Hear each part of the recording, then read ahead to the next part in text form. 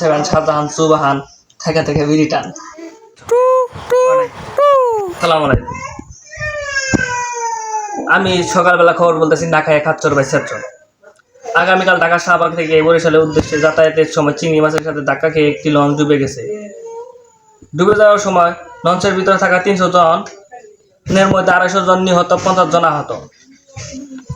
নিহতদের মরার পর সবার হাতে একটি করে পোটলা পাওয়া গেছে, কারণ তারা বলেছে তারা মরতে রাজি কিন্তু পোটলা ছাড়তে রাজি না।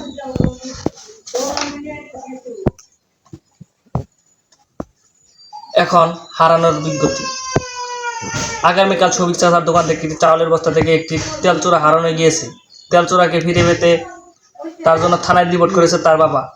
রিপোর্টের লেখা আছে, তেলচোরার চেহারাটি ছিল সুন্দর মুখ, সুন্দর গোলাকার ও চাপাচোপা ভাঙ্গা।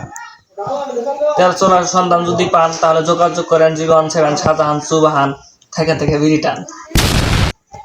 আরও জানানো যাচ্ছে যে আগামীকাল শাহবাগ থেকে এক ভদ্র মহিলার গোপন স্থান থেকে তার পার্স চুরি করে নিয়ে দৌড় দেয় চোর। দৌড় দিয়ে রত্না গার্মেন্টসের শাহিনা বেগমের সাথে ধাক্কা খেয়ে মারা যায়। ইন্না লিল্লাহি ওয়া ইন্না ইলাইহি রাজিউন। মারা যাওয়ার সময় চোরটির বয়স ছিল 380 কিলো 32 মিনিট 36 সেকেন্ড। এখন আবহাওয়ার খবর।